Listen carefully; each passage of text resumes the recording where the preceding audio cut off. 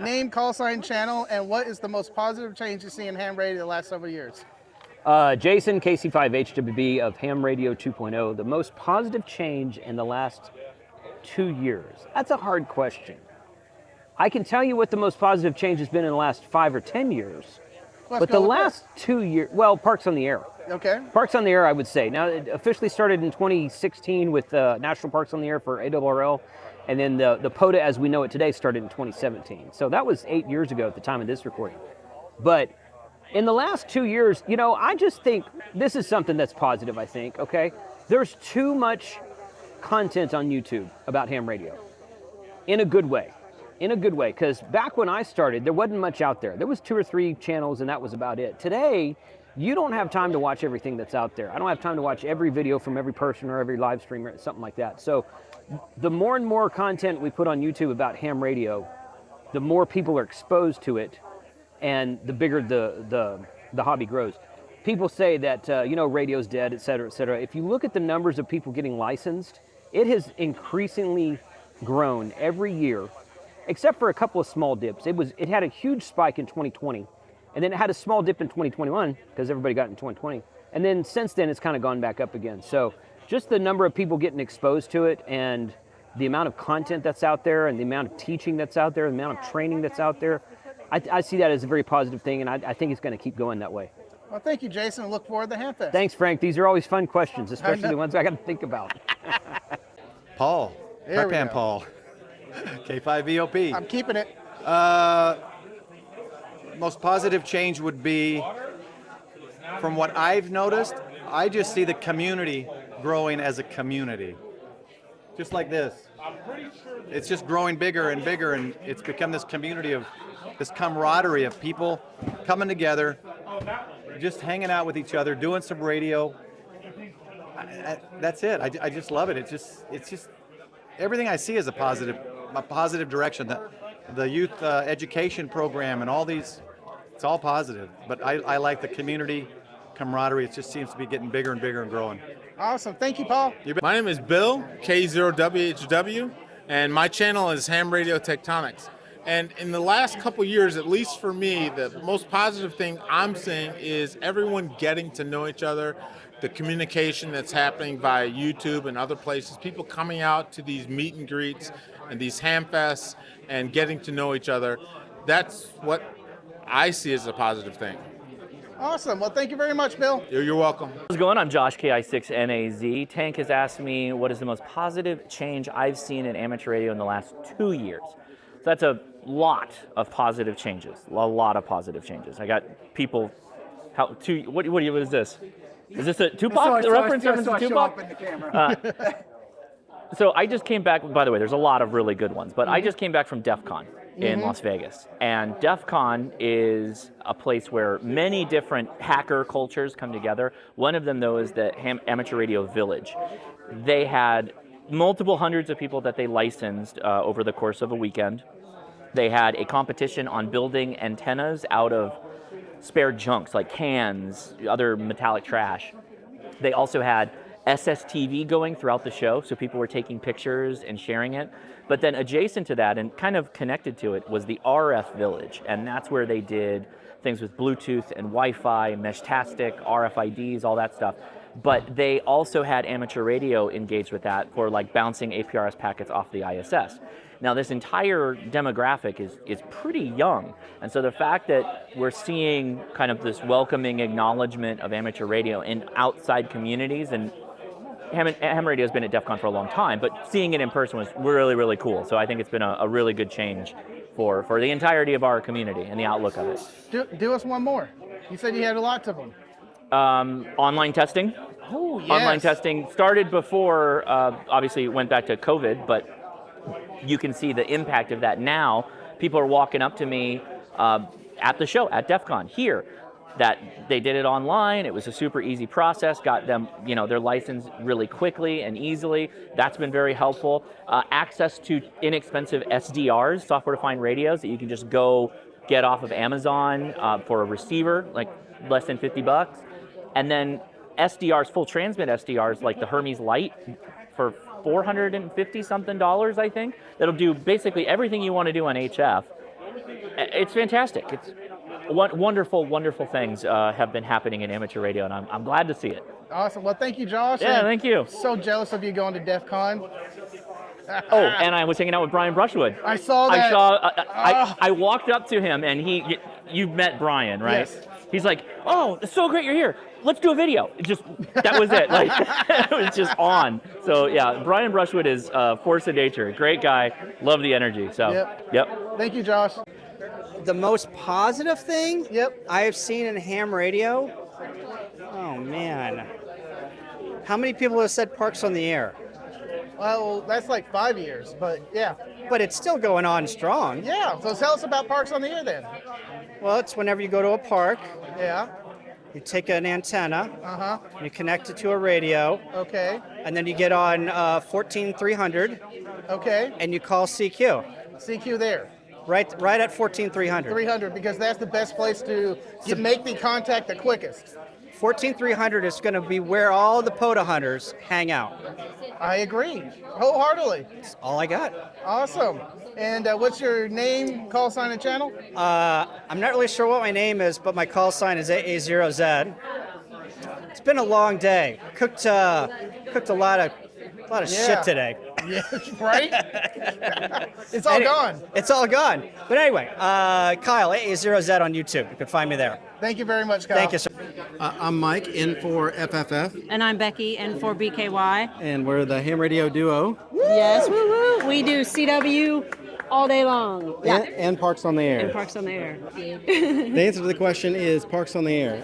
I think we're a little bit biased because we love Parks on the Air, but we've just been having a blast, and we've met lots of friends, and they've said the same thing. Yep. And I would say that goes along with that, CW and the younger generation getting into the hobby, enjoying Morse code, getting out there and getting on the air. Absolutely. Thanks, Tank. So this is Proto Rose, and her favorite thing about CW is... I love to hear the beepity beeps. Love it. I love it. Howdy everybody, Steve here, KM9G. What is the most beneficial change in ham radio in the past couple of years? I gotta say, I gotta say it's YouTube. Getting so much content, so much education, so much evangelism, so much fun and happiness out on the airwaves. It's gotta be a positive thing. I agree. Thank you, Steve. Thank you, Frank. Hey, I'm Tim Davis, November Whiskey 9 Foxtrot with the Gray Man POTA YouTube channel and the Ham Radio Kids Table. And I think the most positive thing I've seen in ham radio in the last couple of years is events like this. Not just the Ham Fest, but the camaraderie, the getting out, the coming together as a group, and encouraging people to just get out there and be part of the community. It's a fun community, and I think that is the best thing that we've seen in the last couple of years. Thank you, Tim. All right, thank you. I am Chris, also known as Pink, Kilo Quebec 4, Charlie Romeo Yankee. I am the prettier half of Hiking and Hamming here, and I also am Hiking with Pink on YouTube. Yes, and at Pink Hikes on X. The best change, more girls. More girls, more YLs on CW, on the airwaves, on YouTube, hiking. I see all kinds of new people, and I love it. I'm Lou, K4H&H. Hiking and Hammond is the channel, and I would say this, whether it's here at Huntsville, whether it's at Dayton, all of this, these hang out, gather, talk to everybody face to face. We're not just bumping into each other as we're going down the aisles at the Hamfest and kind of like, hi, what's up? We're hanging out, learning from each other and spending time together, and the community's getting tighter and tighter that way. I think it's good to have this meet space, the eyeball QSOs that we don't ordinarily get to have, and it's expanding every year. Eyeball QSOs, I'm going to steal that. That's a good one. I love it. Jim, WT1W, FEP Labs Radio. I think the most positive thing I've happened is that manufacturers are starting to finally put USB-C in their radios, at least for the batteries. If they would make the data cable USB-C instead of using Kenwood cables from the 1980s, life would be grand. How about we now need to see HDMI ports over the D? Absolutely, HDMI ports on the back of HF radios. DVI is as dead as fried chicken, people. I mean, that was like during the Reagan administration, that was a thing. Just saying. Yep. Well, thank you for coming on, and have a good Hamfest. You too, Frank. Take it easy, brother. Hi, my name's Mike, KMRD. I have a YouTube channel called Ham Radio Tube. And I think the most positive change I've seen in amateur radio, really just in the last few years, is the number of YouTube channels that are out there about ham radio, and how much everybody really wants to just help and kind of Elmer the next generation. That's why I started my channel, just to give back, and it's really cool to see so many YouTube channels about ham radio versus, you know, even when I was licensed in 2016 to now is just incredible. So my name's Mike. That's my answer. Thank you, Mike. You bet. Hey guys, my name is Jason, KM4ACK. Channel name is the same. So Tank's asking about the most positive change I've seen in recent years at ham radio, and I have got to go with Parks on the Air. I think that it is absolutely fabulous, and it has encouraged more operators to get out of the shack, get out into the field, and learn to work portable. And if anything comes through your area like a tornado or a hurricane where you need to do it, it's another day in the park for you. So my answer is Parks on the Air. Thank you. I'm going to comment a little bit on that. I also think it's opened up the world for a lot of amateur radio operators. Oh, a lot it of has. operators are going out and planning trips to hit multiple parks when their trips usually are just revolve around family. Yeah, and too, if you live in an HOA, maybe you can't put up antennas at home, that gives you an opportunity to get out and put something up on the air that you might not be able to do at home. Agreed. Well, thank you, Jason. We'll have a good Hamfest. Absolutely. See you guys. Thank you, smart Jason. Ham Radio Adventure Guy. Tank Radio. Ham Radio Adventure Guy. Tank Radio. Ham Radio Adventure Guy. Tank Radio. How are you doing today? I'm doing great. How are you? Doing all right. I know it's early in the morning, but I think we're both awake enough for that, hopefully. But I wanted to get with you to ask you the ham question of the convention. You ready? I'm ready.